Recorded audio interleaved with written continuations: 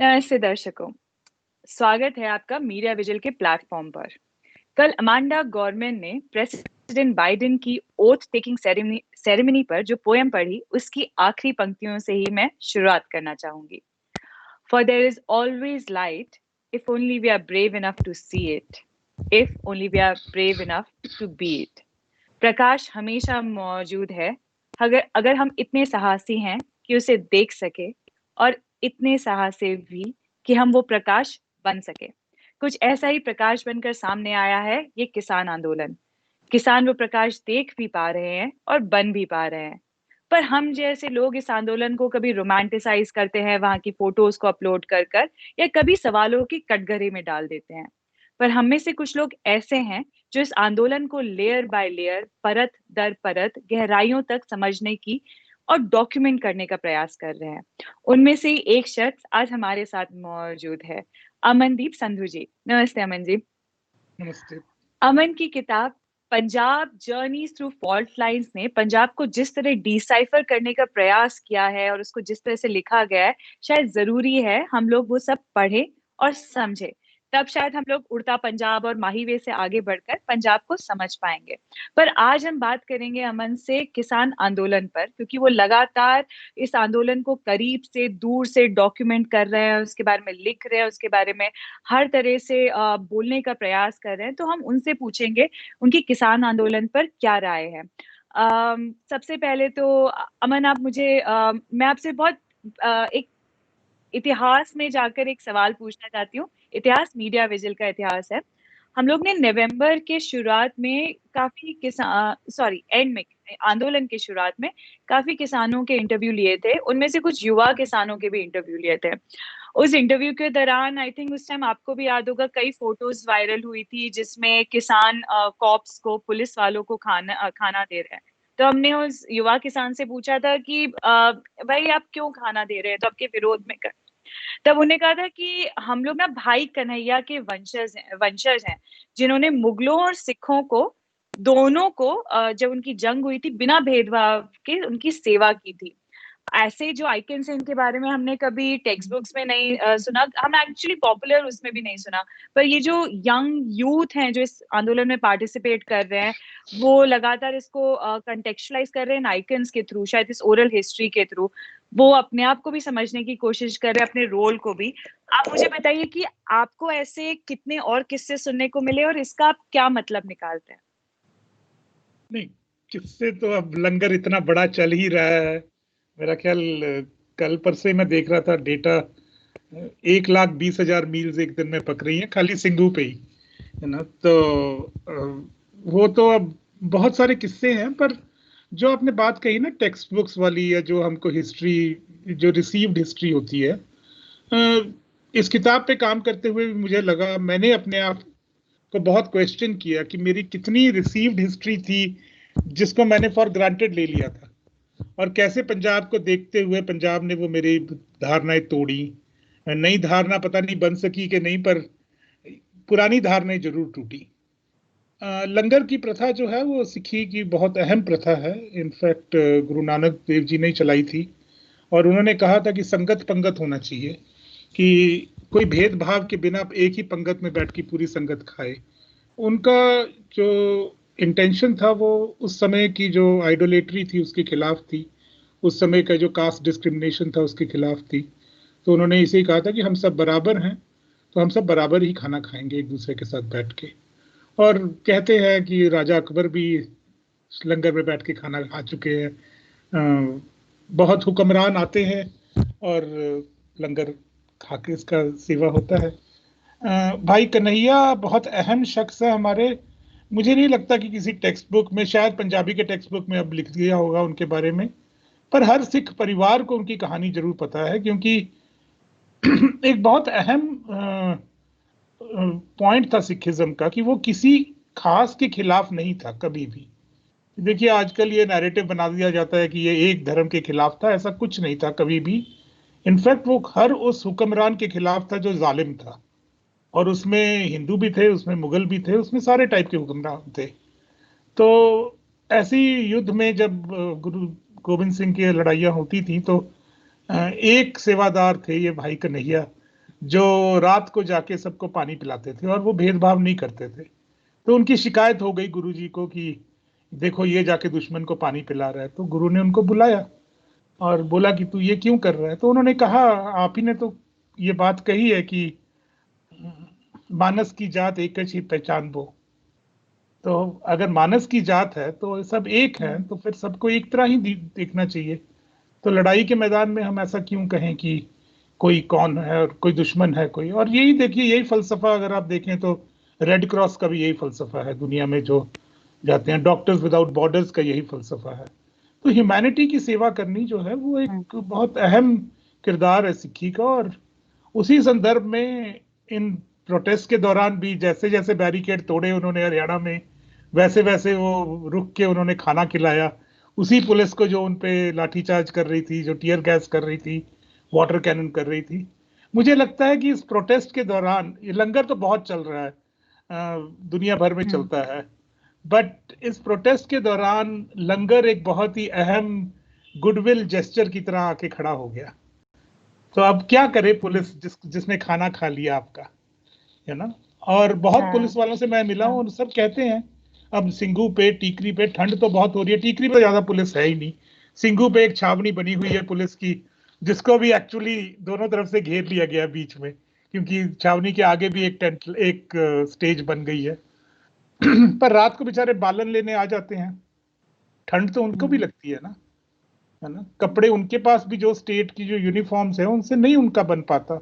उनको भूख भी लगती है, थोड़े थोड़े चुराई चुरा के उनको लंगर भी दे दिया जाता है कि ले लो यार खा लो, तुमको भी तो खाना है, तुम भी तो इंसान हो।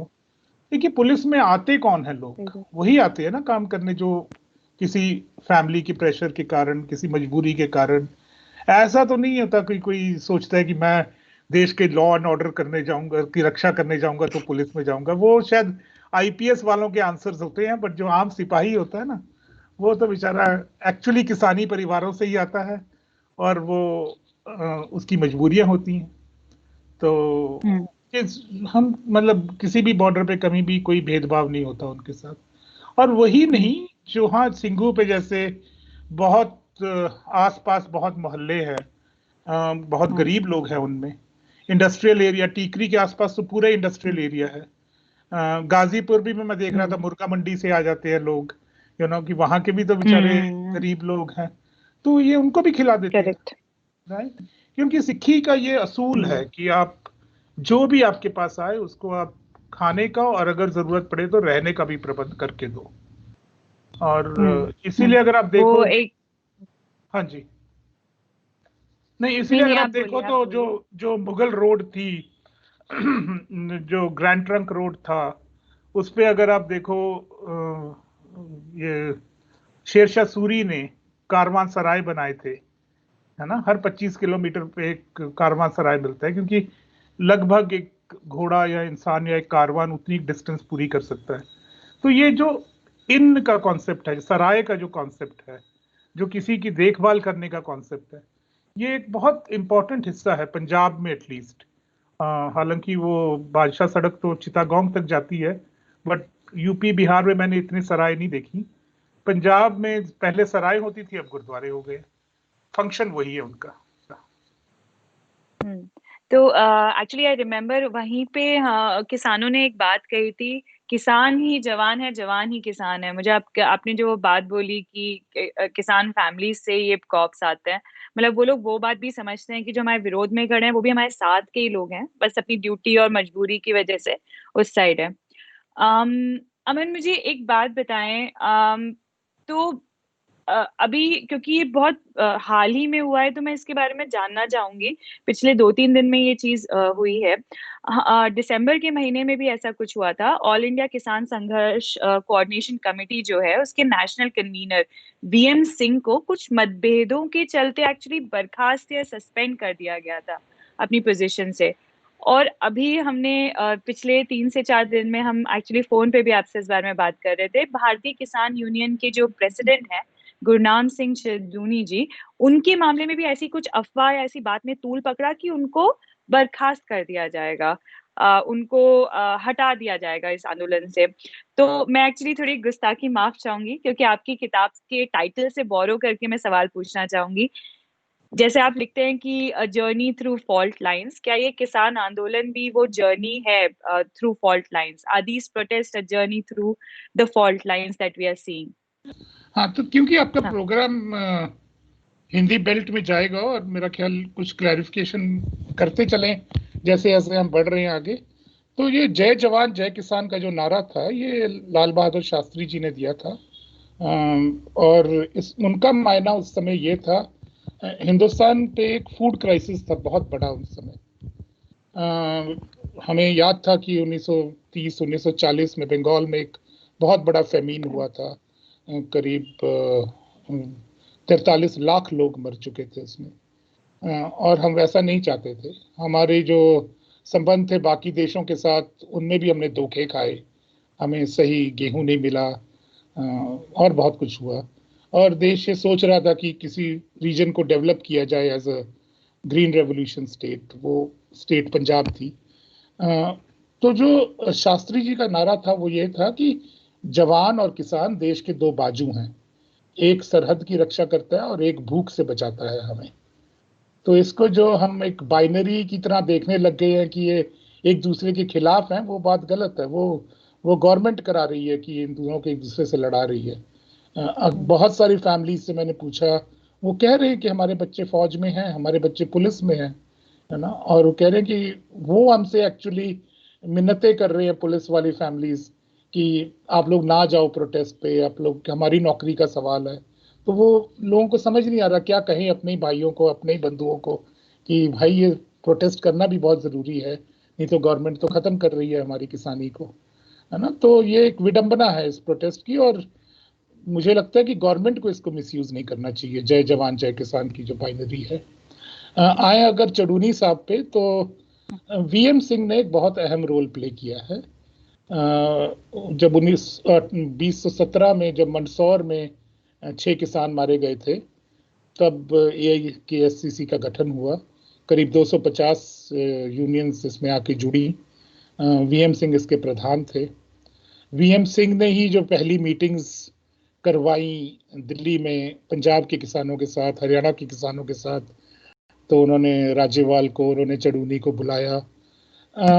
हुआ ये कि पंजाब के किसान किसी और बड़ी, पहले ही इतने सारी यूनियंस हैं, तो उन्हें लग रहा था कि हम और किसी बड़ी यूनियन के नीचे जाके काम करें, इससे अच्छा है कि हम अपनी एक यूनियन बना लें।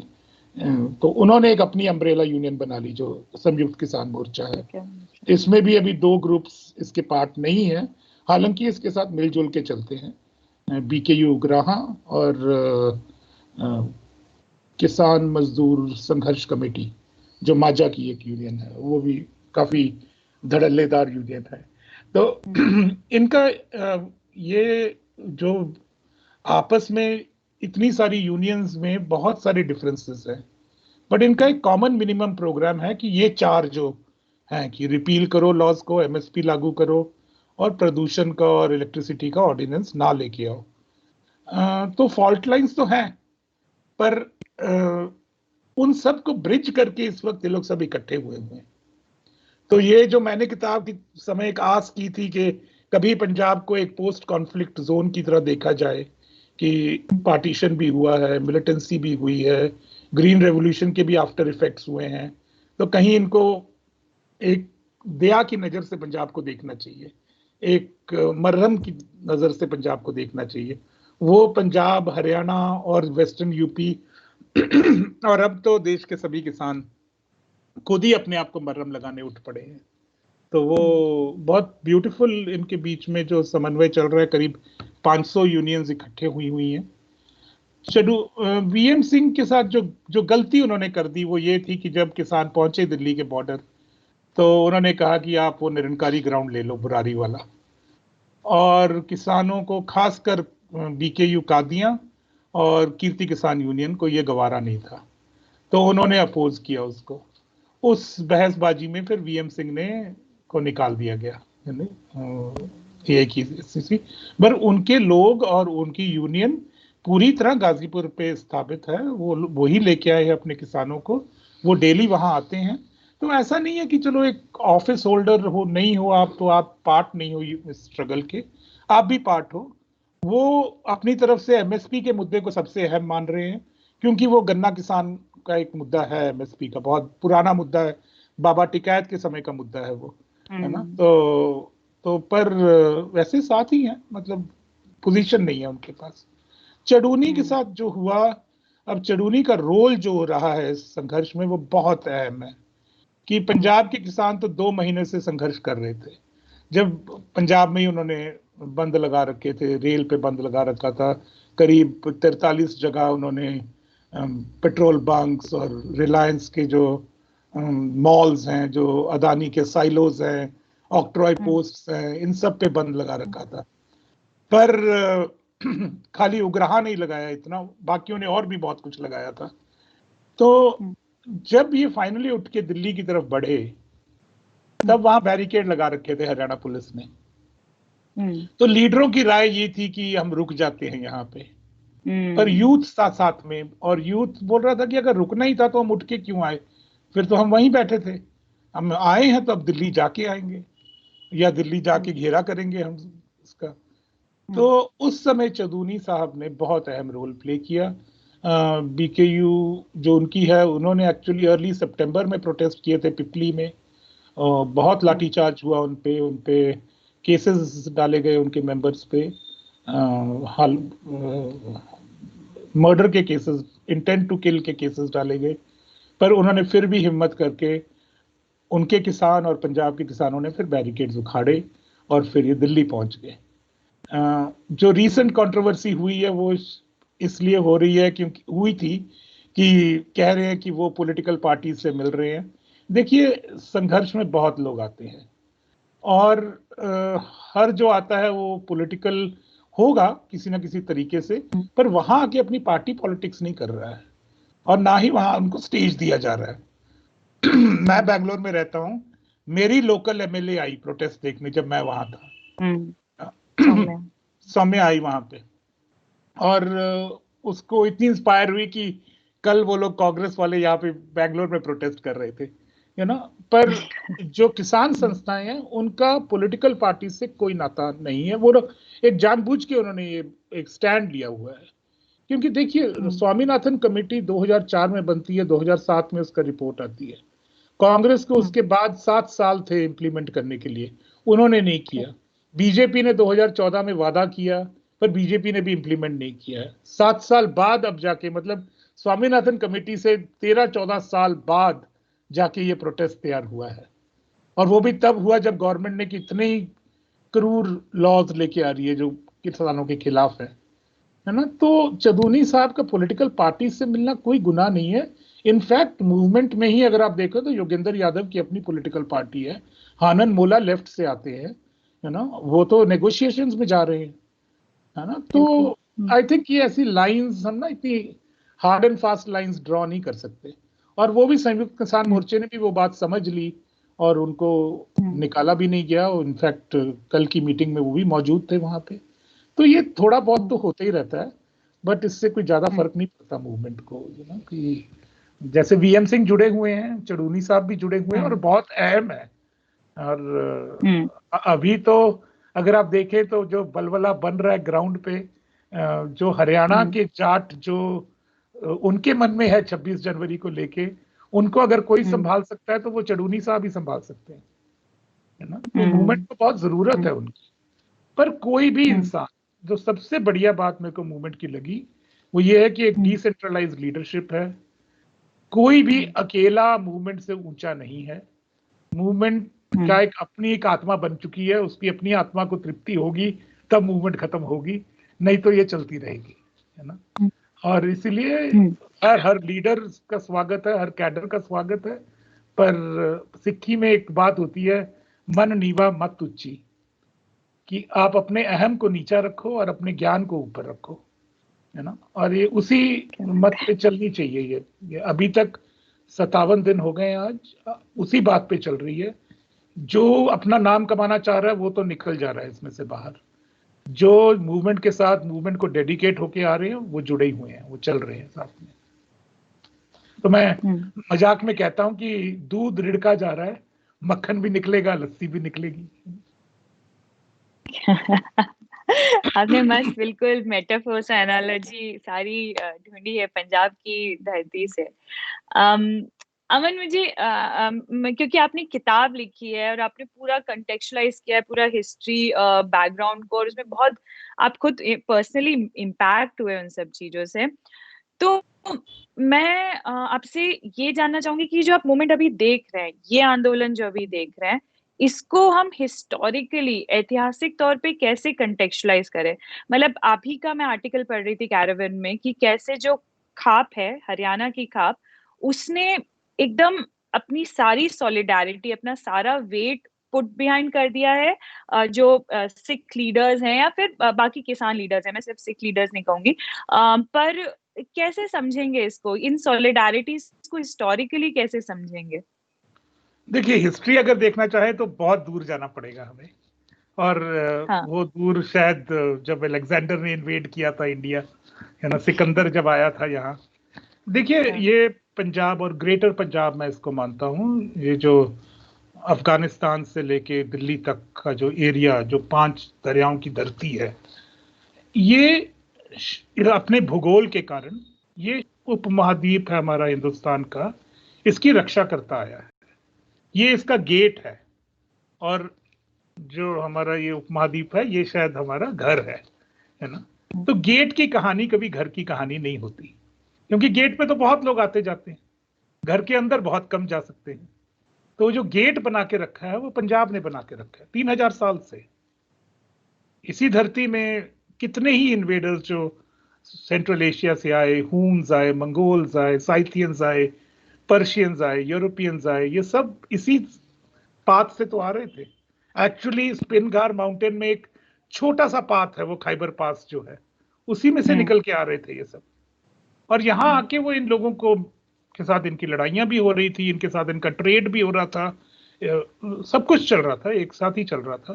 तो जो लड़ते थे, फिर या तो उनको भगा देते थे, पर उनमें से कुछ यहाँ रह जाते थे। तो वो मिक्सिंग हुई, वो इतना बड़ा जेनेटिक पूल बना यहाँ पे। अगर आप देखो तो ये पूरा एरिया जो इंडस वैली सिविलाइजेशन का जो एरिया है, ये परहैप्स दुनिया का बहुत सबसे बड़ा शायद जेनेटिक पूल होगा ये, है ना। पर इसका काम हिस्टोरिकली यही रहा है कि हम रक्षा करेंगे, है ना। तो जब अब प्राइम मिनिस्टर उठ के आता है ना, बोलता है चौकीदार, है ना, तो हम लोग को हंसी आती है उस पे, यार तू क्या चौकीदारी कर रहा है, और गुजरात में बैठ के क्या चौकीदारी कर रहा है ना। हम्म। चौकीदार तो हम रहे हैं। सिख धर्म की स्थापना भी इसी कॉन्टेक्स्ट में होती है, और इसलिए सिख धर्म का जो मूल है वो यही है कि हम इक्वालिटी और जस्टिस के लिए लड़ाई करेंगे, बराबरी के लिए और न्याय के लिए, है ना। तो ये इंस्पिरेशन इस बात की कहां से आ रही है, अगर आप पूछ रहे हैं कि इस प्रोटेस्ट की, तो एक बहुत डायरेक्ट इंस्पिरेशन तो है कि 1907 में इसी धरती पे पगड़ी संभाल मूवमेंट चली थी, जिसमें अंग्रेजों के 2 लॉज जो थे, कैनाल कॉलोनीज जब बनाई थी उन्होंने, तो उसमें 2 लॉज उन्होंने इंप्लीमेंट करने की कोशिश की। 9 महीने वो स्ट्रगल चली, अंग्रेजों को फाइनली अपने लॉज को रिपील करना पड़ा था। वही एग्जैक्ट डिमांड अभी आ रही है कि आपने ये गलत लॉज बनाए हैं। इनफैक्ट अगर आप जाके पूछो लोगों को, तो वो कहेंगे आपसे कि ये तो दूसरी बैटल हो रही है इंडिपेंडेंस की। क्योंकि ये बात सही है कि जब अंग्रेज गया भी, और अंग्रेज के को भगाने में भी पंजाब ने बहुत अहम भूमिका निभाई है। अगेन संयुक्त पंजाब, पूरा पंजाब, है ना, जिसमें पाकिस्तान भी आता है, जिसमें आज का पंजाब भी आता है, हरियाणा भी आता है ना, आपके राजस्थान के कुछ हिस्से भी आते हैं, है ना। तो आप मत रह जाइए बाहर, आप भी उसी के, श्री है ना। गंगानगर। तो हाँ, जी। तो ये संस्कृति है इस धरती की कि हम रेजिस्ट करेंगे, हम ऑपरेशन के खिलाफ खड़े होंगे। 700 साल पंजाब दिल्ली के साथ टकराता रहा, क्योंकि उस समय 250 साल के लिए मुगल आए थे, पर उससे पहले भी जो राजे आ रहे थे वहां पे, उनसे लड़ाइयां होती थी पंजाब की। जब अंग्रेज आया तो फिर उससे उनके साथ भी लड़ाइयां हुई, है ना। तो हुक्मरान के खिलाफ खड़े होना, लोगों को न्याय के खिलाफ के प्रति खड़े रखना, और कभी कभी जुझारू होकर लड़ भी पड़ना उसके लिए, ये संस्कृति है इस धरती की। आज के समय में अब तलवार नहीं रही, पर तलवार की नोक है, और तलवार की नोक पे खड़ा है ये सारा प्रोटेस्ट, कि हम नॉन वायलेंट रहेंगे, हम आप मार दोगे हमको तो हम मर जाएंगे, पर हम हाथ नहीं उठाएंगे आपके ऊपर, पर हम आपको बदला के रहेंगे, है ना। तो इंस्पिरेशन तो वहां से आती है। एक और जो दो दो चीजें और इंस्पिरेशन में, यूनियंस ने बहुत अच्छे से प्रोजेक्ट किया कि नए लॉज आपकी जमीन खोलेंगे, है ना। तो जमीन के लिए खड़ा होना तो एक धर्म ही है वहां के लोगों का, क्योंकि किसानी लोग हैं और जमीन के ऊपर ही उनका सारा कुछ निर्भर करता है, उनकी सारी संस्कृति, सारा सारा कुछ ही उनका जमीन पे है। तो इसके लिए तो वो खड़े हो गए। दूसरी बात है कि जमीन की जो जो बंटवारा है 1947 का, जिसमें पंजाब ने ही अपनी जमीन खोई, जिसमें पंजाब को ही तोड़ा गया, वो भी अभी हमारे मन में है। जो दादे आ रहे हैं वहां पे, वो तो 47 की जनरेशन की है ना, उस समय वो बच्चे थे, उन्होंने देखा अपनी आंखों से।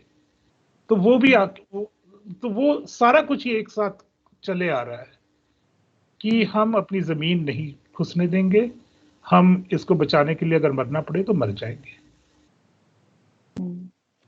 आपने जो बात कही ये मैंने किसी से सुना भी था कि शायद आपके आर्टिकल में, किसी और आर्टिकल में, कि आप लोग हमको खालिस्तानी बोल रहे हो, अगर हम खालिस्तान बन गया तो पटना साहिब भी चला जाएगा। पहले ही जा चुके हैं और अब पटना साहिब भी चला गया तो हमारे पास बचेगा क्या। सिख तो धर्म यही है ना, हम जो देख रहे हैं, लंगर लगा रहे हैं, लोगों की सेवा कर रहे हैं, लोग आके खड़े हो रहे हैं। आपको मतलब इस पे कुछ कहना है? क्योंकि ये आई थिंक बहुत ट्राइड क्वेश्चन है, बहुत लोग पूछ चुके होंगे, पर फिर भी ये जो खालिस्तानी वाला लेबल है, इस पे कुछ भी कहना है आपको? देखिए, ये बीजेपी गवर्नमेंट का तरीका ही है कि कोई भी प्रोटेस्ट खड़ा हो रहा हो। पिछले बार जब सिटीजनशिप बिल के लिए जब शाहीन बाग की दादियां नानियां बाहर आई थी सड़कों पे, तब वो वही उनके ऊपर लगा रहे थे, ये पाकिस्तानी है, ये जो पॉलिटिकल पार्टी इसमें पूरा विश्वास करती है कि हम डिवाइड करके ही रूल करेंगे, उसका तो ये काम पैंतरा है ही।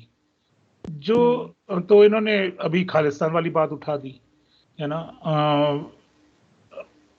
जो सबसे हसीन बात है इस प्रोटेस्ट की वो ये है कि जितने भी लेबल लगाने की कोशिश की है गवर्नमेंट ने, कोई भी लेबल 48 घंटे से ज्यादा नहीं चला, है ना। तो खालिस्तान वाला जो लेबल है ये 4 बार लगाने की कोशिश कर चुकी। इनफैक्ट एक ऐसा नेता जिसने दिल्ली के दंगे करवाए थे फरवरी 2020 में, उसने ट्वीट किया, फिर भी उसको भाव नहीं पड़ा, है ना। और मेरा ख्याल है अगर आप सब कुछ को देख के चलते हो तो इसमें दो चीजें हैं। प्रत्यक्ष रूप में तो इसमें है कि लंगर की जो जो सेवा हो रही है, जो किसान कह रहे हैं कि यार आप आओ तो सही, यहाँ पे हम आपकी सेवा करेंगे, है ना। तो ये तो कोई कन्फ्रंटेशन नहीं है इसमें, ये तो आपको अभिनंदन है आपका कि आप आओ यहाँ पे, है ना। दूसरी बात जो है वो ये भी देश सबकॉन्शियसली जानता है कि पिछले 70 सालों से पंजाब ही तो खिला रहा है तुमको, है ना। जब जब ग्रीन रेवोल्यूशन हुई थी, जब फूड क्राइसिस था इंडिया पे, तब पंजाब ही तो खिला रहा था इस देश को। तो इसके ऊपर ना इतने आराम से ऐसा लांछन लगा देना, और खालिस्तान जो एक मुद्दा है उसकी एक अपनी बहुत संगीन हिस्ट्री है जिसको समझने की जरूरत है। अगर आप ओरिजिनली जाके देखो तो जो मुद्दा जो 70s के बाद जो बना, तो वो तो अनंतपुर साहिब रेजोल्यूशन के ऊपर में सारी बात हुई थी। पर चाहे अनंतपुर साहिब रेजोल्यूशन देख लो, जहां डीएमके गवर्नमेंट उस समय 1969 में जब करुणानिधि फर्स्ट टाइम बनते हैं चीफ मिनिस्टर, तो उन्होंने राजा मन्नार पैनल रिपोर्ट निकाली थी, है ना। ये दोनों ही रिपोर्ट्स, एक रेजोल्यूशन एक रिपोर्ट, ग्रेटर फेडरलिज्म की बात कर रहे थे। बिल्कुल। अब उस समय की कांग्रेस गवर्नमेंट ने उसको दबा दिया, उसको ब्लेम कर दिया, उस पे कमीशन बिठा के उसको नकार दिया। बट एक्चुअली तो ग्रेटर फेडरलिज्म की आज भी जरूरत है हिंदुस्तान में। बिल्कुल। तो ये समझ आ रही है लोगों को बात। अब वो मीडिया है, गोदी मीडिया को तो खैर मूवमेंट ने ही निकाल दिया अपने से। मूवमेंट ही कहता है कि भाई तुम्हारी जरूरत नहीं है हमको, बिकॉज आपकी रिप्रेजेंटेशन ना हो वो बेहतर है, पर मिस रिप्रेजेंटेशन हो वो गलत है ना। तो अब पंजाब का अपना ही मीडिया शुरू हो गया, इतना ज्यादा, इतना प्रबल। मेरे जैसा इंसान जो पंजाबी भी जानता है, इंग्लिश में भी लिखता है, मेरी तो यही कोशिश रहती है कि मैं ट्रांसलेट करता रहूं ताकि हिंदुस्तान में, दुनिया में ये आवाज जा सके। जैसे आपने आप बुलाया तो हिंदी में भी बोलने की कोशिश कर रहा हूँ, हालांकि मेरी हिंदी इतनी अच्छी है नहीं, है नहीं। बहुत बेहतरीन बोल रहे हैं आप। जो बोल रहे हैं वो बहुत बहुत जरूरी है। अमन, अमन मुझे एक बात बताएं, क्योंकि हमने लगातार आपके तीनों सवालों के जवाब में आपने ये बात जरूर कही कि सिखिज्म का जो फाउंडिंग कॉन्सेप्ट है वो जस्टिस और इक्वालिटी है। तो मैं इन्हीं दोनों कॉन्सेप्ट से एक बहुत इंपॉर्टेंट, क्योंकि वो मेरे लिए पर्सनली बहुत इंपॉर्टेंट, मैं उस पर बात करना चाहूंगी। The role of women in this protest. तो महिलाओं का जो रोल है, क्योंकि इक्वालिटी की बात हो रही है, बहुत इंटरेस्टिंगली कई इमेजेस देखी है। जैसे मैं शाहजहांपुर बॉर्डर से रिपोर्ट कर रही थी, तो वहां पे निशा सिद्धू जी हैं। किसी को कुछ भी हो रहा था, सब निशा जी कहाँ है, निशा जी को बुलाइए, निशा जी के बिना प्रेस कॉन्फ्रेंस नहीं होगी या बात नहीं होगी। ऐसे ही कविता कुरुगंती जी एकदम से प्रेस कॉन्फ्रेंस में सामने आती है और इतना बोल्डली आंसर्स देती हैं। She is so important. उसके अलावा अभी हम देख रहे हैं कि आपने भी वायरल होती हुई इमेजेस देखी होंगी, दादियां जो हैं या फिर जो थोड़ी ओल्डर विमेन है हुक्का पी रही हैं। वो मतलब ये सारा आइडिया ही फ्लिप कर रहा है ट्रेडिशनल जो आप मान के चलते हो कि इन औरतों को बचाने की जरूरत है। मुझे तो लगता है ये लोग हमको बचा लेंगे अभी जिस तरह से चीजें चल रही है। मतलब पता नहीं, आप मुझे बताइए आपको क्या लगता है इस पेट्रियार्कल समाज में इन इमेजेस का क्या महत्व है? नहीं, देखिए, औरत का रोल जो है किसानी में वो बहुत अहम है, बट बहुत अंडर रिप्रेजेंटेड रहा है शुरू से ही।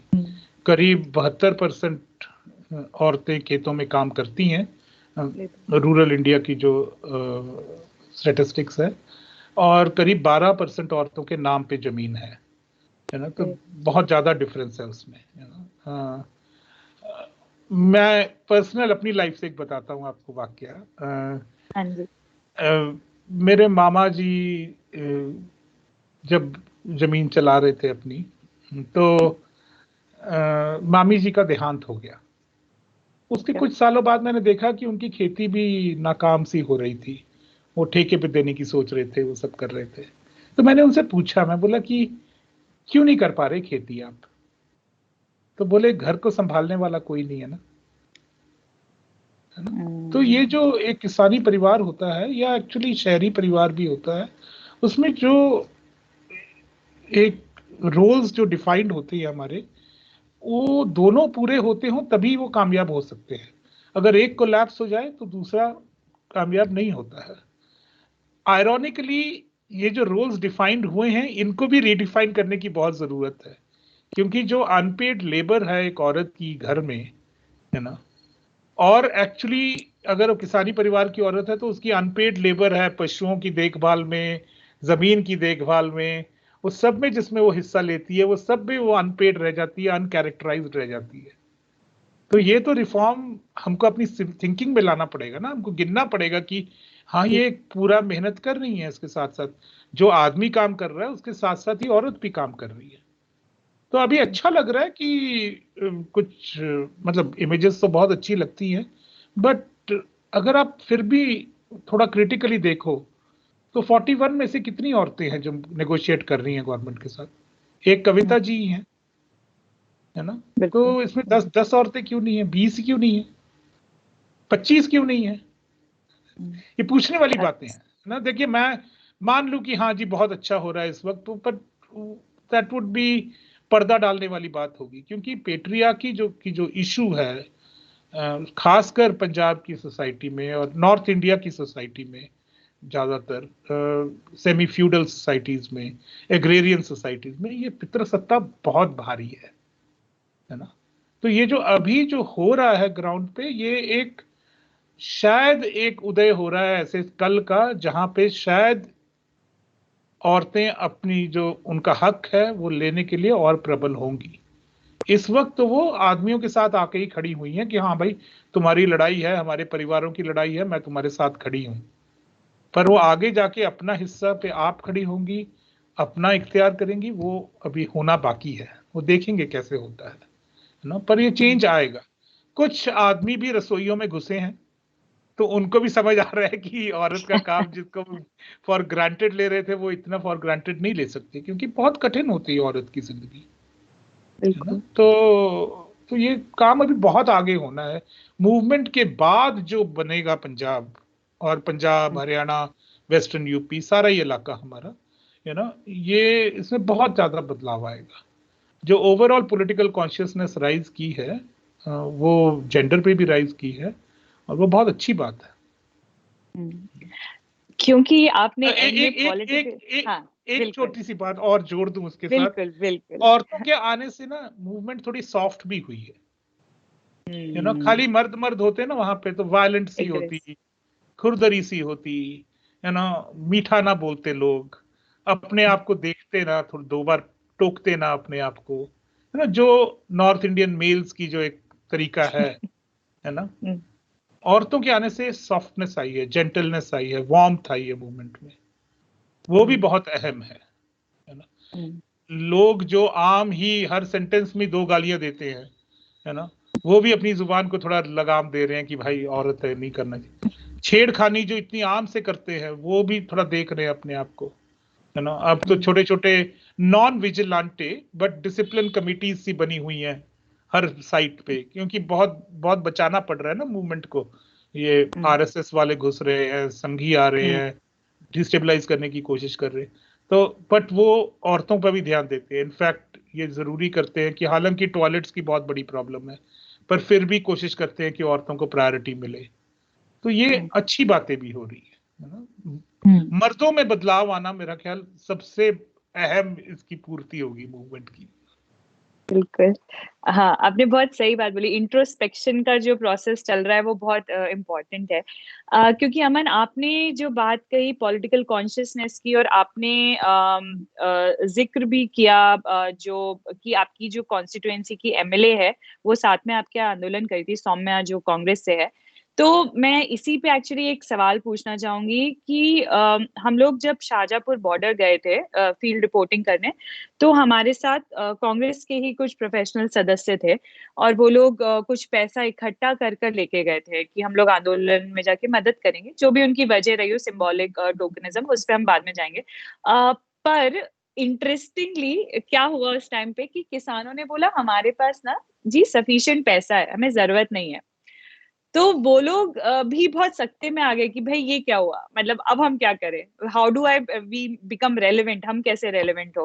और जबकि शाहजहांपुर सारे बॉर्डर्स में मिला के थोड़ा सा वीक मानेंगे, क्योंकि टाइम प्रेपरेशन जो लगी है आंदोलन को खड़ा करने में राजस्थान साइड से, या फिर जिस ड्यूरेशन में आंदोलन वहां पे रहा है वो थोड़ा कम है, रिसोर्सेज में भी थोड़ा कम है, तब भी उन लोगों ने बोला कि पैसा नहीं है। तो ये जो पैसे का रोल है आंदोलन में, और इन एडिशन टू इट पैसे का रोल हमारे जैसे लोगों की तरफ से जो मान लेते हैं कि पैसा दे दिया तो जिम्मेदारी खत्म, हम उसको कैसे समझे इस पर्टिकुलर आंदोलन के उसमें, और कैसे इस अर्बन मिडिल क्लास को जिसकी सेंसिबिलिटी वहीं उस जिम्मेदारी तक खत्म हो जाती है, हम उसको कैसे जोड़े, वो क्यों नहीं इकट्ठा हो रहा अभी हमारे साथ इस आंदोलन में। ये बहुत बड़ा सवाल है और मुझे भी बहुत चुभता है ये। पहले दो तीन चीजें कि ठीक है। जितने भी ट्रैक्टर आए, जहां जहां भी आए, दो ट्रॉलियां लेके आए। एक में अपना प्रोविजंस लेके आए कि 6 महीने साल का प्रबंध, कि उनको कितना अन्न चाहिए, कितना उनको खाना लगेगा, वो सारा भर के लाए। दूसरे में लोग बैठ के आए, है ना। तो ये संपन्न लोग हैं इस इस दृष्टि से कि अगर देश को खिला दिया तो अपने आप को तो खिला ही लेंगे यार, है ना। तो ये सोचना कि हाँ, जो संघर्ष करने आया है वो बिल्कुल ही बेचारा हो, वो बिल्कुल ही डाउन हो, वो बात सही नहीं है। वो धारणा जो हम एक मिडिल क्लास ने बना ली है अपनी ना, वो बात ठीक नहीं है। पर अब ऐसा नहीं है कि लोगों को मूवमेंट का पता नहीं है, मूवमेंट के साथ सिंपैथी नहीं है, पर एक आम ही जो टोकन यूज हो रहा है दुनिया में, दुनिया भर में, हिंदुस्तान में भी हो रहा है, वो पैसा है ना। अगर आप रूरल इकोनॉमी को देखोगे ना, तो रूरल इकोनॉमी पैसे पे इतनी निर्भर नहीं होती। रूरल इकोनॉमी एक डेट्स एंड क्रेडिट्स का, उधार का की इकोनॉमी होती है ना। कि वो उसमें सभी ने सभी से कुछ ना कुछ लिया होता है पैसा।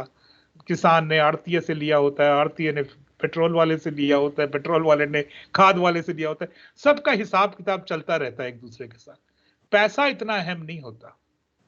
हालांकि ये भी बात सच्ची है कि इसी मूवमेंट में मुझे भी था कि पैसे की बिल्कुल जरूरत नहीं है, क्योंकि खालसा एड के रवि सिंह जो थे, पहले दिन ही उन्होंने आके अनाउंसमेंट की थी कि प्लीज हमें पैसा मत दीजिए, है ना। मैं इसको ऐसे देखता हूँ कि जब मैं पहुंचा साइट्स पे, मैं बातें कर रहा था यूनियन से, मेरे को पता लगा कि कई कई यूनियन ने तो 1-1 करोड़ का बिल खड़ा कर लिया है पेट्रोल पंप्स पे, वो कैसे चुकाएंगे उसको? क्योंकि जो किसान आ रहे हैं वो कई अपना डीजल डाल सकते हैं, कई नहीं डाल सकते, कईयों का डलवा दिया जाता है, यूनियन की तरफ से डलवा दिया जाता है ना। तो बिल्स बहुत बड़े हो गए हैं, पर वो पेट्रोल पंप वाले भी है, उनका हिम्मत है कि वो दिए जा रहे हैं कि हाँ कर लो यार, अपनी संघर्ष में हम भी तुम्हारे साथ खड़े हैं, है ना, वो टाइप।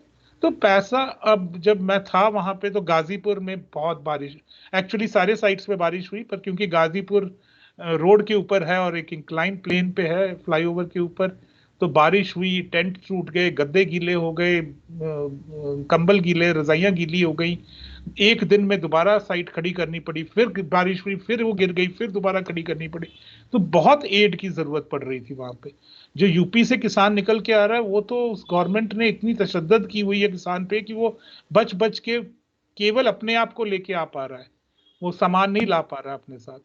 तो फिर वहां जरूरत है कि गाजीपुर में उसका उसको उसकी संभाल की जाए, उसको रिहेबिलिटेट किया जाए एक तरीके से, है ना। तो पैसा, ऐसा नहीं है कि पैसा नहीं चाहिए होता, पर पैसा को जैसे हमने मिडिल क्लास ने ना एक टोकन बना लिया है। और किसका टोकन बना है? हमने अपनी जमीर का टोकन बना लिया है उसको, कि मुझे इस कॉज से सिंपैथी है, मैं 10,000 रुपया दे रहा हूं, इससे मेरी सिंपैथी का हो गया पूरा। ये ऐसे ही है जैसे फेसबुक पे मैसेज आता है, हम लाइक कर देते हैं, हम सोचते हैं कि हमारी सॉलिडारिटी हो गई है कॉज के साथ। ये मूवमेंट जो है, ये इस टोकनिज्म को थोड़ा क्वेश्चन कर रही है। ये कह रही है कि भाई अगर वाकई ही आप हमारे साथ हो ना, तो आओ, हम हमारा लंगर खा के जाओ, यहाँ पे हमारे साथ खड़े हो यहाँ आके, कि कोई किसी को नहीं रोक रहा आने से। आप आओ, आते रहो, जुड़ते रहो हमारे साथ, है ना। अब देखिए, जब शुरू हुआ था, मेरा बचपन 80s में था, मुझे याद है पंजाब के साथ 80s में क्या हुआ। मुझे हुआ कि यार 80s दोबारा रिपीट जाएगा, है ना। और हम लोग सब एक्टिव हो गए, हजारों लोग एक्टिव हो गए, चाहे सोशल मीडिया पे, चाहे रेगुलर मीडिया पे, चाहे वो सब किया। सभी पंजाबी दुनिया भर से इकट्ठे हो गए, क्योंकि हमें सबको 80s का सदमा है। और उस समय हमको पता था कि हमारे पास नैरेटिव का कंट्रोल नहीं था, वृत्तांत का कंट्रोल नहीं था। इस बार हम कंट्रोल रखा है हमने अपने हाथों में, सभी ने मिलके, है ना। तो जो सबसे बड़ी बात हम कह रहे थे कि ये है कि आप आओ तो सही। अगर आर्म्ड एक्शन होता है और यहाँ पे हुजूम इस वक्त लाखों का, अगर करोड़ों का खड़ा हो जाता है, तो कौन सी गवर्नमेंट आपके ऊपर आर्म्ड एक्शन कर सकती है? करेक्ट। क्या आपको मूवमेंट समझ नहीं आ रही? क्या आपको पता नहीं लग रहा कि ये मूवमेंट किस चीज के बारे में है? वो नहीं समझ आ रही तो हम समझा देते हैं आपको। और मुझे एक्चुअली हैरानी है कि अभी 60 दिन हो चले हैं, जो लेबर कोड भी तो पास हुए हैं, है ना। जीएसटी में कितना नुकसान हुआ ट्रेडर क्लास का, है ना। जितने रूल्स गवर्नमेंट बनाती जा रही है, एक एक करके एक एक तबके को खत्म करती जा रही है। ये सब तबके अब तक आके क्यों नहीं खड़े हो गए इस प्रोटेस्ट के साथ, कि हाँ जी ये किसानी का मुद्दा है, ये 3 लॉज का मुद्दा है, पर हमारे भी इतने सारे मुद्दे हैं। 60 दिन आप हिंदुत्व प्रोपेगेंडा मशीनरी को रोक के रखो, स्टेट को रास्ता ना दो निकलने का। इससे बड़ी अचीवमेंट क्या हो सकती है बताइए, है ना। इस मैं टाइम कल में ही तो मैंने कोई पोस्ट डाली थी कि अब तक हम प्रधान सेवक की छाती को 56 इंच का मानते थे, अब से हम 56 किसी और चीज को मानेंगे, कि 56 दिन हम खड़े हो गए यहाँ आके, है ना। तो ये क्यों नहीं आ रहे लोग उठ के, ये वो आंसर दे, हम तो क्या आंसर दे इसका। पर 2-3 चीजें जो मेरे मन में हैं और शेयर करना चाहूंगा, वो ये है कि जब मैं किताब भी लिख रहा था, किताब से पहले भी हिंदुस्तान भर में बढ़ रहा था, पढ़ा हो रहा था, तो मैं देख रहा था कि पंजाब की जो लेबलिंग हुई है, उस कारण बहुत लोग झिझक गए हैं पंजाब को समझने से, पंजाब के मिलिटेंसी ईयर्स को समझने से, अनंतपुर साहिब रेजोल्यूशन को समझने से। वो सोचते हैं कि ब्लू स्टार ऑपरेशन अच्छी बात थी, है ना। वो क्वेश्चन नहीं कर रहे उस नैरेटिव को। अगर आप कोशिश करो पंजाब को समझने की, तब आप समझोगे, कुछ और ही समझोगे वहां से। आप समझोगे कि ये ऑटोक्रेसी के अगेंस्ट एक रेजिस्टेंस थी पंजाब की।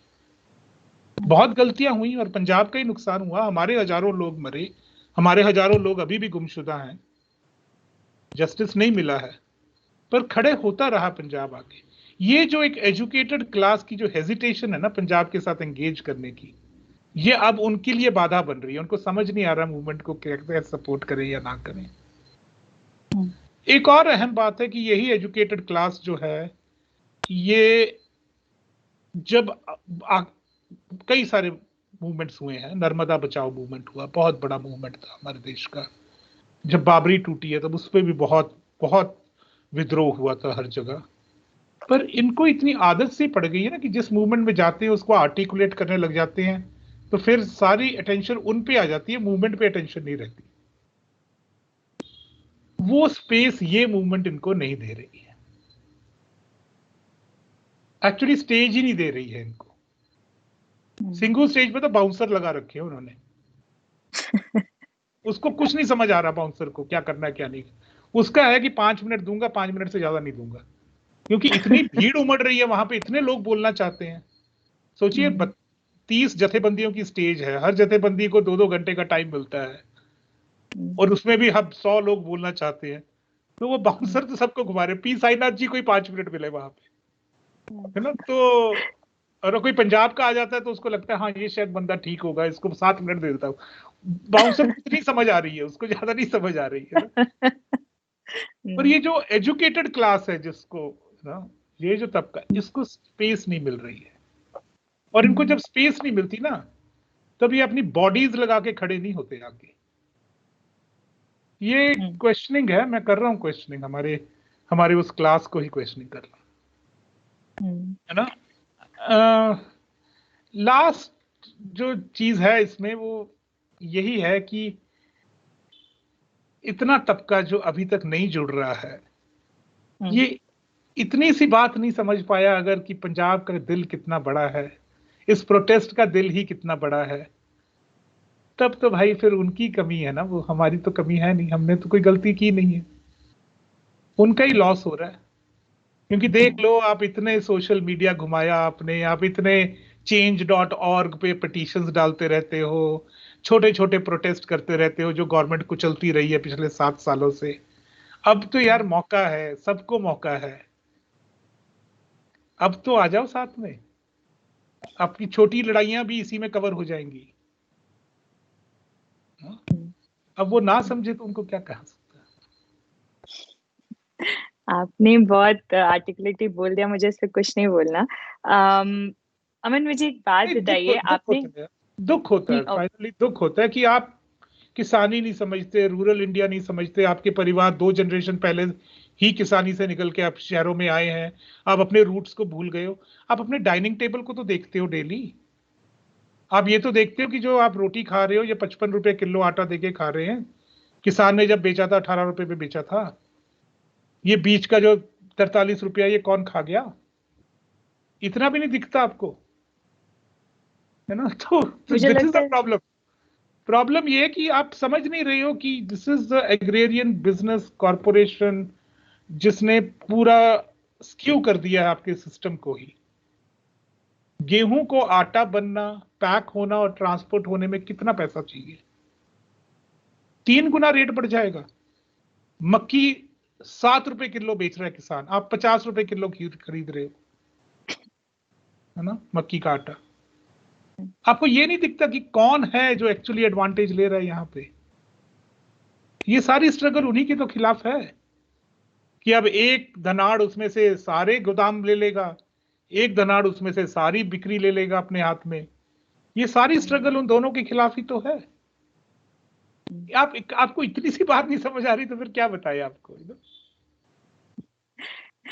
पता नहीं, समझना नहीं चाहते ज्यादा, ऐसा लगता है। पर अमन, एक बात बताएं, हम लोग ने शुरू से अभी बात की, हम लोग ने आपने एक बहुत इंपॉर्टेंट बात की कि क्रिटिकली भी देखना होगा। जब मैंने विमेन का क्वेश्चन उठाया, आपने बोला कि उन 40-41 लोगों में जो नेगोशिएशन कर रहे हैं, सिर्फ एक ही क्यों है, 20 क्यों नहीं है, 25 क्यों नहीं है? तो क्रिटिकली भी देखना होगा इस आंदोलन को। तो मैं उस क्रिटिकलिटी पे आती हूँ। अभी हाल ही में जोग्राहन जी जो हैं, उनके पीछे दलितों ने अपना सपोर्ट दिया। जो लैंडलेस फार्मर्स हैं या लैंडलेस लेबर्स कहेंगे, क्या कहेंगे, उनने सपोर्ट दिया पूरा।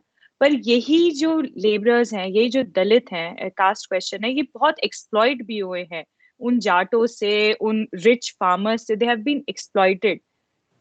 अब मुझे बताइए, आप जो कह रहे हैं छोटी छोटी लड़ाइयां भी इस बड़ी लड़ाई का हिस्सा बन जाएगी, ये जो क्वेश्चन आपका कास्ट का क्वेश्चन, कि ये दलित आके पीछे तो खड़े हो गए हैं, पर how will we address that question of that exploitation जो आपका एक फार्मर, एक रिच फार्मर या लैंड ओनर इनके साथ करता है।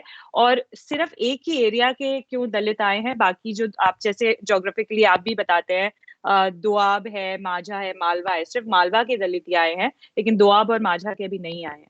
तो हम इसको कैसे समझे इस क्वेश्चन को? ये बहुत अहम क्वेश्चन है, और ये जैसे जेंडर एक बहुत अहम क्वेश्चन है, कास्ट भी एक बहुत अहम क्वेश्चन है। पर एक छोटी सी क्लैरिफिकेशन कि ऐसा नहीं है कि द्वाबा माझा से नहीं आए हैं, कुछ संगठनें वहां से भी आती हैं। पर आपको इसमें एक चीज नोट करनी बहुत जरूरी है हमें, कि जो लेबर है ना, उसकी जिंदगी किसान वाली जिंदगी नहीं है। किसान तो अपनी बुआई करता है, बीच बीच में जाके पानी दे देता है, थोड़ा बहुत फर्टिलाइजर्स वगैरह देता है, कोई बीमारी लग गई तो पेस्टिसाइड डाल देता है, और फिर 4-6 महीने में उसकी फसल तैयार हो जाती है। लेबर जो है उसको डेली लेबर करना पड़ता है, उसको खाने का भी जुगाड़ करना पड़ता है, उसको अपने घर की जो रसोई है उसके लिए चाहे गैस हो, चाहे लकड़ी हो, चाहे जो भी उसको छोटी चीज़ें चाहिए उसका जुगाड़ करना पड़ता है। अगर एक दिन वो काम पे नहीं जाता तो उसका घर भूखा रह जाता है।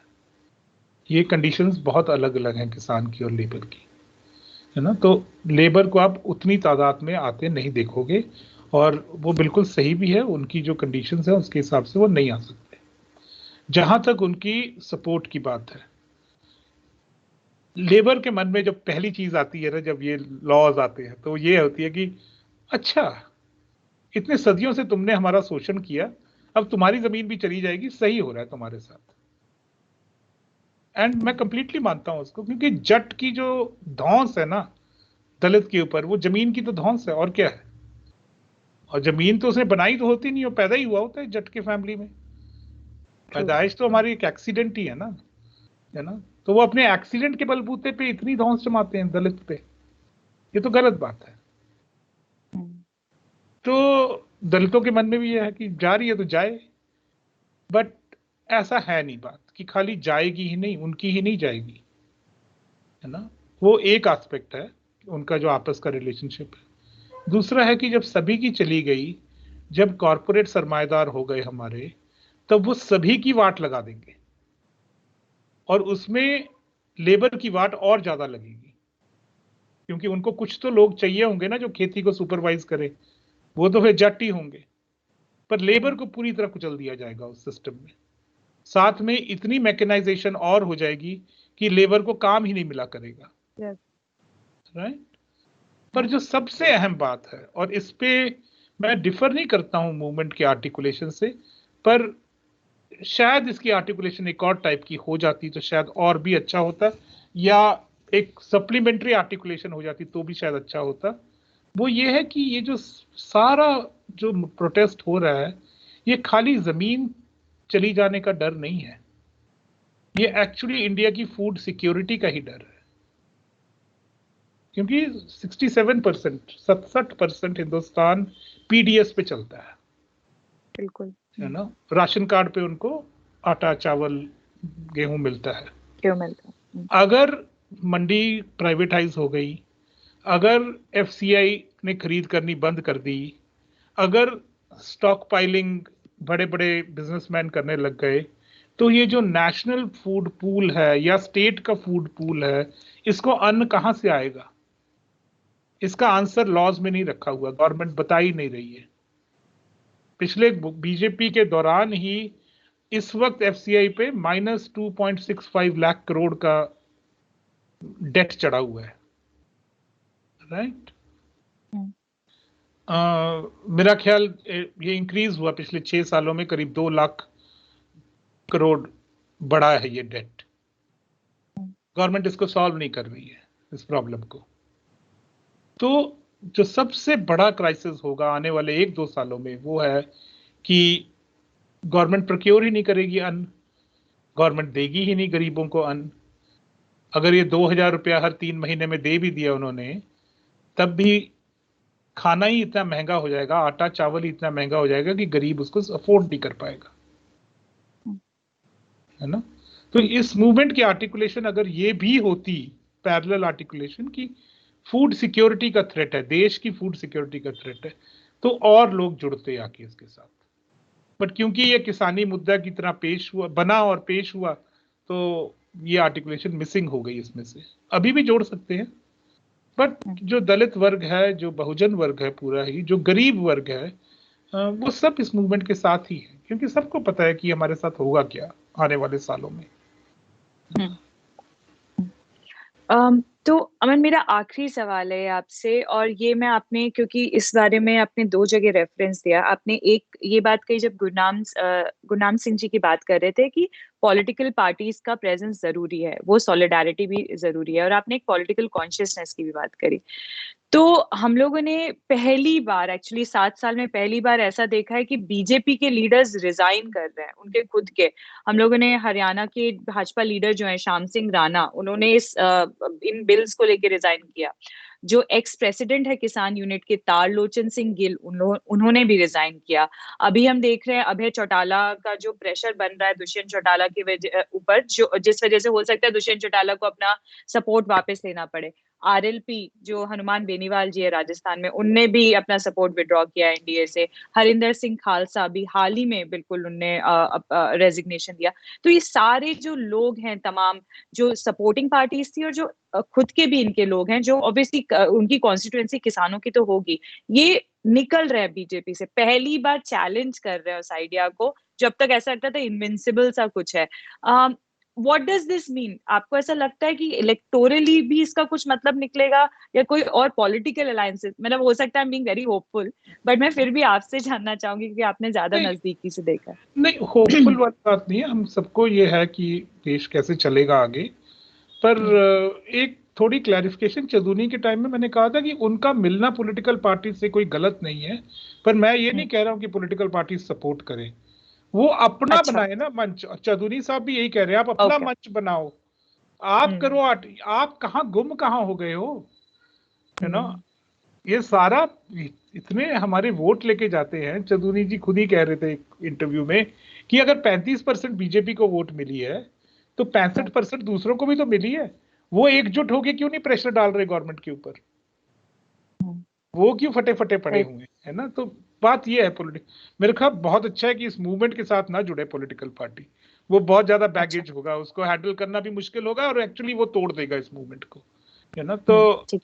पर जहां तक पॉलिटिकल कॉन्शियसनेस राइजिंग की बात है, बहुत इमेंस राइजिंग हो रही है, और अब तो देश भर में हो रही है। महाराष्ट्र, गुजरात, कर्नाटका, तमिलनाडु, उड़ीसा से आ गए लोग, छत्तीसगढ़ से आ गए, बंगाल से आ गए, है ना। सब जगह से पहुंच रहे हैं। केरला से कितने लोग, केरला में तो एक बहुत बड़ा ट्रैक्टर रैली भी हुआ, है ना। तो बट इसका इलेक्टोरल पॉलिटिक्स पे क्या होगा असर, ये अभी देखना बाकी है। क्योंकि मुझे जो लगता है कि ये बहुत सारों ने रिजाइन किए हैं।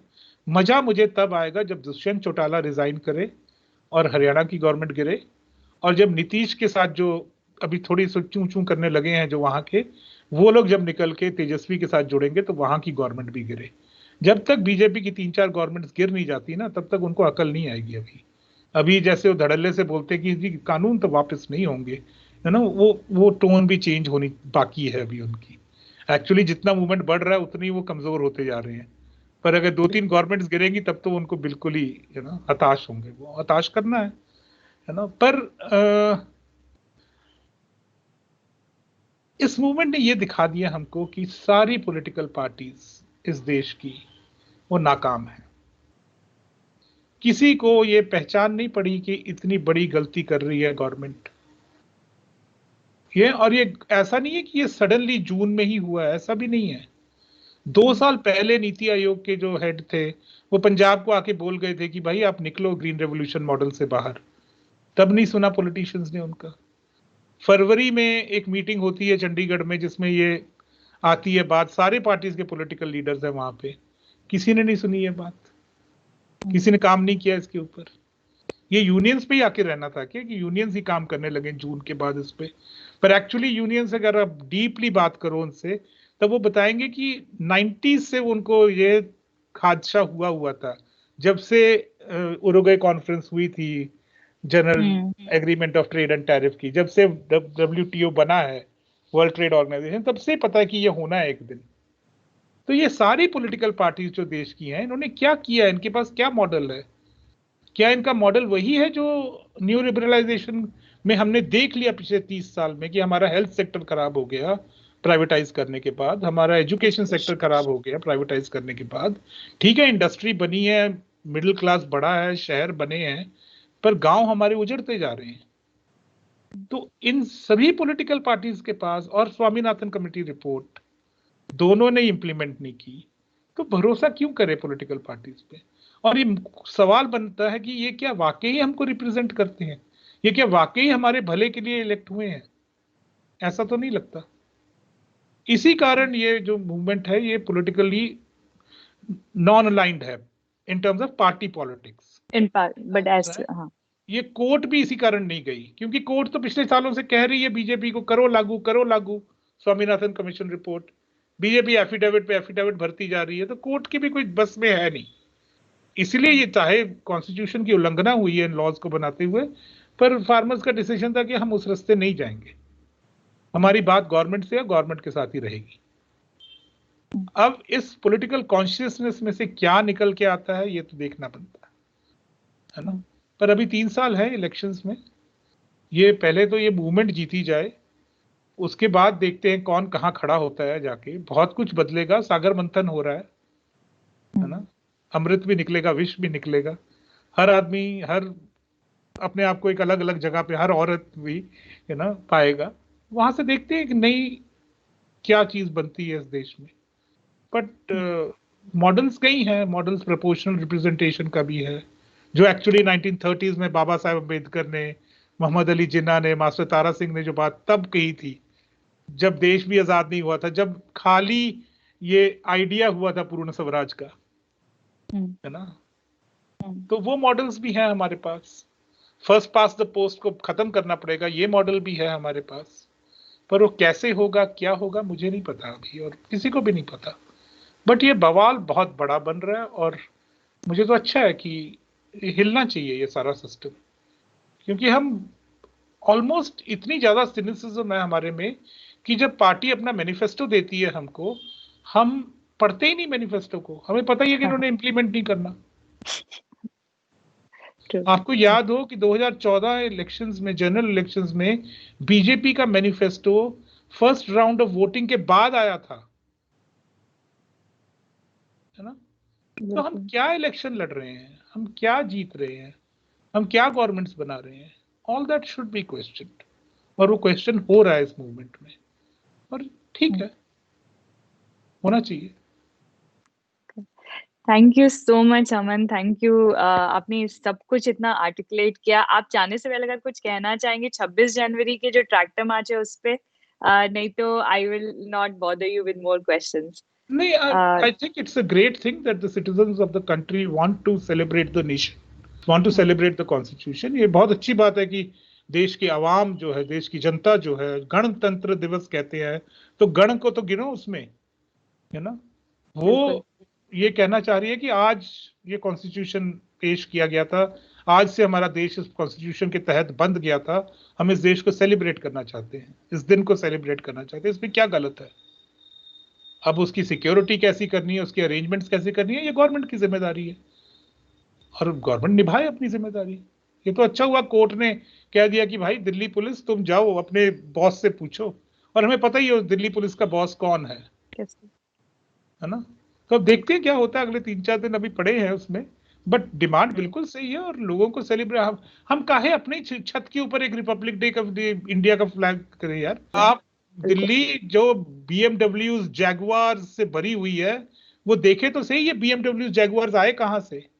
अगर ये ट्रैक्टर ना होता, अगर देश संपन्न ना होता, तो ये अमीर भी ना होते, बिल्कुल। तो देखो आप अलग टाइप के ट्रैक्टर्स की एक रैली देखो, बढ़िया है, क्या बुरा है? बिल्कुल, अलग टाइप के ट्रैक्टर्स की रैली सबको देखनी चाहिए 26 जनवरी को। और मैं एक्चुअली जाते जाते अमन की किताब की लास्ट जो वो है उससे एंड करूंगी, बिकॉज इट सीम्स लाइक इस पूरे प्रोटेस्ट, इस पूरे आंदोलन को वहीं पे सम अप होता है. So I would read it in English. Gustaki maaf सारे हिंदी दर्शकों के लिए. Punjab would need a push to bring in a structure where Punjabis, not only in Punjab, but also those living in other parts of India across the border with Pakistan and in the diverse diaspora, could participate together in rebuilding Punjab. At the same time, to lift itself from the depression that gnaws at it and erodes it, Punjab needs to rise against patriarchy, feudalism, and ritualistic symbolism. Throughout its long history, Punjab has always been more than its geography and its people. It has symbolized an idea of resistance and rebellion. In the past, in spite of grievous wounds, Punjab has always risen and proved its critics wrong. I believe that someday this Punjab too will rise to its challenges in its own eclectic way. And I think Punjab has risen in its own eclectic way. Thank you so much, Aman. Thank you for joining us. Thank सारे दर्शकों को शुक्रिया जो ये देख रहे थे. Namaste. Thank you. I'm very touched you read out that. Thank you. Thank you to everybody. हाँ जी.